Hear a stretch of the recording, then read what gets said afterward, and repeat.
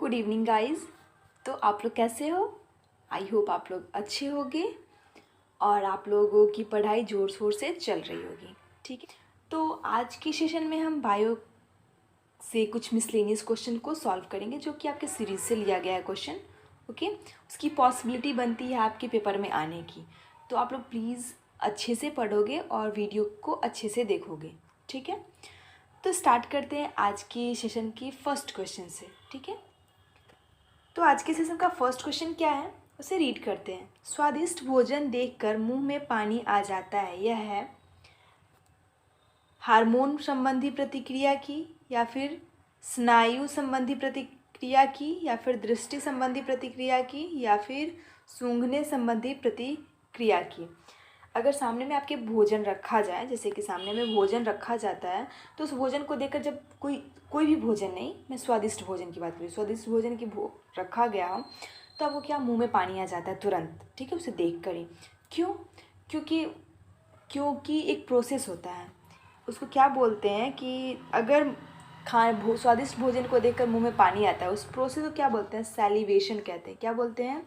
Salivation कहते हैं। ठीक है, तो उस समय क्या होता है कि आपका सैलिवरी ग्लैंड जो है ना वो एक्टिव हो जाता है और सैलिवा रिलीज़ कर देता है। ठीक है, वो आपके मुंह में आ जाता है कि जल्दी से तुम स्वादिष्ट भोजन खाओ और वो सैलिवा में मिक्स होकर ईजिली पेट में चला जाए। ठीक है, तो ये तो सैलिवरी ग्लैंड अपना काम कर लेता है, लेकिन ये इन्फॉर्मेशन देता कौन है?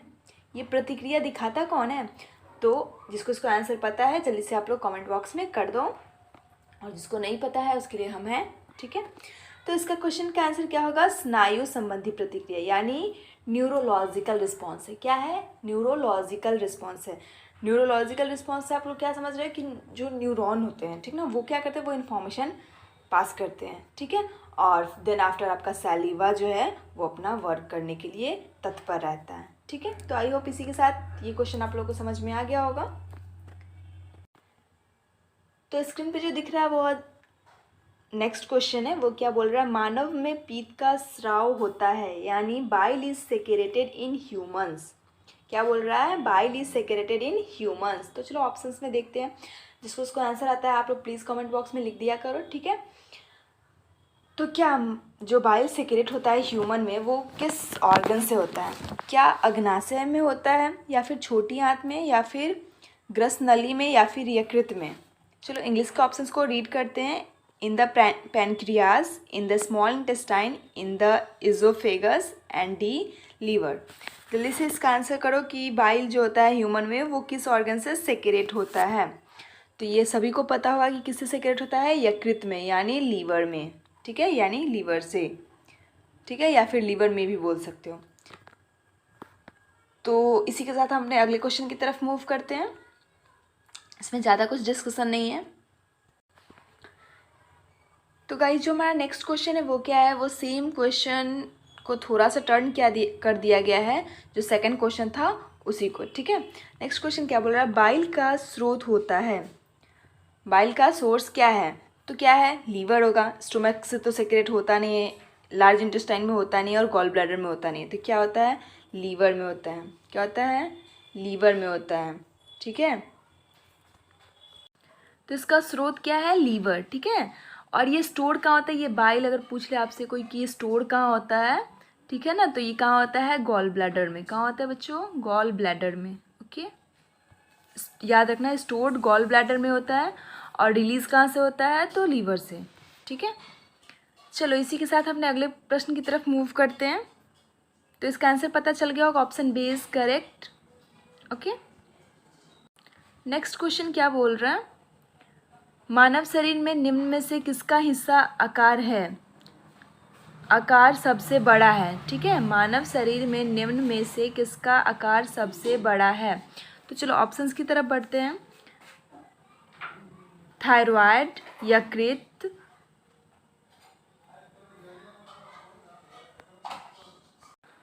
प्लीहा एंड अग्नाशय।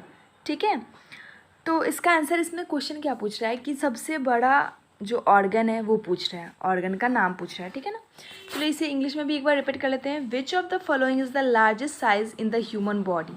ठीक है, 4 ऑप्शंस दिए गए हैं, उनमें से सबसे लार्जेस्ट साइज ह्यूमन बॉडी में किस ऑर्गन का है? ठीक है, तो चलो देखते हैं, ये सबको पता होगा कि किसका होता है, यकृत का होता है यानी लीवर का होता है। ये ज़्यादा टफ क्वेश्चन है, एकदम कॉमन सा क्वेश्चन है, ठीक है। ऐसा नहीं है कि क्वेश्चन नहीं आ सकता है, बिल्कुल आ सकता है, ओके। जरूरी नहीं कि हमेशा टफ क्वेश्चन ही देता है। तो इसका आंसर पता चल गया होगा।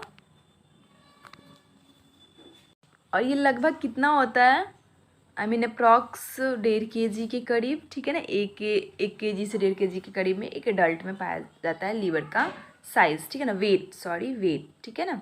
और साइज़ एंड नॉर्मल साइज़ की बात करें तो कितना होता है, वुमेन में 7 सेंटीमीटर एंड मेन में 10.5 सेंटीमीटर, अप्रॉक्स की बात कर रहे हैं, ठीक है। चलो इसी के साथ अपने अगले प्रश्न की तरफ मूव करते हैं, देखते हैं हमारा अगला क्वेश्चन क्या है। नेक्स्ट क्वेश्चन जो है वो सिर्फ पढ़ना है, क्योंकि वो भी सेकंड क्वेश्चन और थर्ड क्वेश्चन की तरह एक दूसरे से रिलेटेड था और आंसर सेम था, ठीक है। तो मैं इतना हिंट्स दे दी, तो इसका भी आंसर आप लोग बता दो। मानव शरीर का सबसे बड़ा आंतरिक अंग कौन सा है, यकृत, हृदय, अग्नाशय, गुर्दा। तो बता दो इसका क्या होता है। सबसे बड़ा क्या है, हमारा लीवर है यानी यकृत है, ठीक है। कितना इसका साइज़ बता दिए हैं और इसका वेट भी हम बता दिए हैं, ठीक है। तो यहाँ कोई डिस्कशन नहीं है।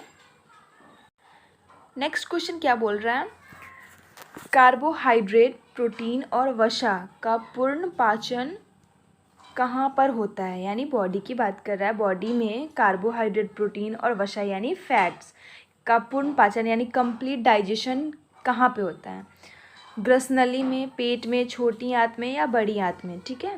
तो जिसको आंसर पता है वो जल्दी से कमेंट बॉक्स में लिख दो, ठीक है। चलो इंग्लिश में भी एक बार रीड कर लेते हैं। Where does complete digestion of carbohydrate, protein, fats takes place, ठीक है। तो आपसे क्या पूछ रहा है कि जैसे स्टोमक में तो होता है, ठीक है, स्टोमक यानी पेट में तो होता है, बट कंप्लीट डाइजेशन की बात कर रहा है। क्या बोल रहा है, कंप्लीट डाइजेशन की बात कर रहा है। अगर डाइजेशन का स्टार्ट बोला जाए कि डाइजेशन स्टार्ट कहाँ से होता है, तो वो आपके माउथ से ही स्टार्ट हो जाता है। जब आप फूड को डालते हो और उसको पतले पतले छोटे छोटे टीनी में चेंज करते हो, कन्वर्ट करते हो उसको च्यू करके, चबा कर, तो डाइजेशन आपका वहीं से स्टार्ट हो गया। लेकिन फाइनल यानी कंप्लीट डाइजेशन कहाँ पे एंड होता है, ठीक है, कहाँ पे होता है। तो इसका आंसर जिसको पता है जल्दी से कमेंट बॉक्स में लिख दो। तो कहाँ पे होता है गाइस, छोटी आंत में, यानी छोटी आंत यानी स्मॉल इंटेस्टाइन में। तो गाइस कहाँ होता है कंप्लीट डाइजेशन, छोटी आंत में यानी स्मॉल इंटेस्टाइन में, ठीक है। चलो इसी के साथ हमने अगले प्रश्न की तरफ मूव करते हैं। तो गाइस जो हमारा अगला प्रश्न है वो क्या बोल रहा है, मछली में प्राप्त कॉड लीवर तेल किस विटामिन का समृद्ध है। इस क्वेश्चन को, ये क्वेश्चन रिपीटेड क्वेश्चन है, ठीक है। मैं इसके बारे में बता चुकी हूँ, कुछ इंपॉर्टेंट पॉइंट्स भी बता चुकी हूँ, तो आई होप आप लोगों को याद होगा। तो जिसको उसको याद है वो जल्दी से कमेंट बॉक्स में आंसर का लाइन लगा दो, ठीक है। तो चलो ऑप्शंस की तरफ बढ़ते हैं। Vitamin C, vitamin B, vitamin D, vitamin B, दो बार रिपीट कर दिया है विटामिन बी को, ओके। तो जल्दी से इस क्वेश्चन का आंसर करो। Which vitamin is rich in cod liver obtain from fish, ठीक है। तो ये सबको पता होगा और 100% बच्चे का आंसर करेक्ट होगा, ऑप्शन से इज़ करेक्ट, ठीक है ना। विटामिन डी पाया जाता है, ठीक है, मछली के कॉड लिवर तेल में, ठीक है। चलो इसी के साथ हमने अगले प्रश्न की तरफ मूव करते हैं। तो गाइस जो हमारा नेक्स्ट क्वेश्चन है वो क्या बोल रहा है, विटामिन सी की कमी से कौन सा रोग होता है, यानी विटामिन सी की कमी से कौन सा डिजीज़ होता है, ठीक है। तो चलो ऑप्शंस की तरफ मूव करते हैं। ऑप्शंस क्या है, rickets, beri, scurvy and night blindness, okay. जिसको उसको आंसर पता है वो कमेंट बॉक्स में लिख दो, ठीक है। चलो इसे इंग्लिश में भी एक बार रिपीट कर लेते हैं, बिकॉज डिमांड ये रहता है कि हिंदी में पढ़ाया जाए और इंग्लिश में पढ़ाया जाए। तो which disease is caused by deficiency of vitamin C, vitamin C की कमी से कौन सा बीमारी होता है, ठीक है, कौन सा रोग होता है। तो रिकेट्स ऑप्शन सेम है, beri, scurvy and night blindness. तो बात करते हैं हम रिकेट्स की। रिकेट्स किसकी कमी से होता है, तो विटामिन डी, जो इंपॉर्टेंट पॉइंट्स है उसे प्लीज़ आप लोग नोट डाउन कर लेना, और कैल्शियम की कमी से, विटामिन डी और कैल्शियम की कमी से। बेरी किसकी कमी से होता है, तो ये आप सभी को पता होगा, थायमीन, और थायमीन को ही क्या बोलते हैं, विटामिन B1। क्या बोलते हैं, थायमीन का कॉमन नेम क्या है, विटामिन B1, ओके। मैंने सारे विटामिन के नाम आप लोगों को याद करवाया था। स्कर्वी किस विटामिन की कमी से होता है, तो विटामिन सी की कमी से। क्या, विटामिन सी की कमी से स्कर्वी होता है, ठीक है। एंड ब्लाइंडनेस किसकी कमी से होता है? विटामिन ए की कमी से। तो इसका आंसर पता चल गया कि option C is correct. Scurvy जो है वो क्या है? अब विटामिन सी की कमी से होता है। ठीक है, चलो इसी के साथ हम अपने अगले प्रश्न की तरफ मूव करते हैं। नेक्स्ट क्वेश्चन क्या बोल रहा है? प्रोटीन की कमी से निम्न में से कौन सी बीमारी होती है? यानी प्रोटीन की कमी से कौन सी डिजीज़, कौन सा रोग हमें होता है? ठीक है, अगर बॉडी में प्रोटीन की कमी हो जाए तो ऑप्शंस क्या दिया हुआ है? क्वासिकर, रिकेट्स, बेरी और स्कर्वी।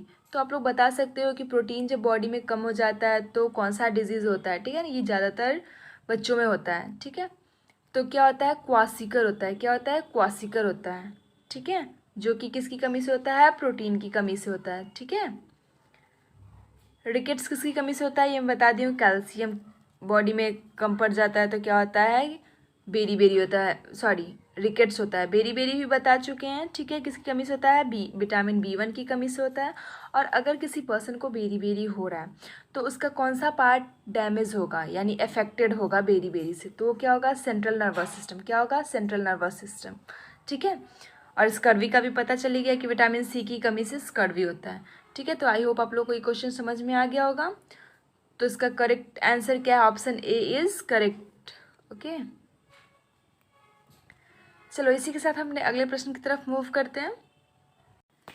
तो गाइस, जो हमारा अगला प्रश्न है वो क्या बोल रहा है? पाचन तंत्र में मौजूद रस डैश में शामिल होता है। यानी पाचन तंत्र में मौजूद रस यानी गैस्ट्रिक जूस में शामिल, डैश में शामिल होता है। ठीक है ना, यानी गैस्ट्रिक जूस में कौन सा एंजाइम शामिल होता है? ठीक है, gastric juice present in the digestive system dash is included. ठीक है, तो ऑप्शंस क्या है? HCl, NaCl, HNO और KCl।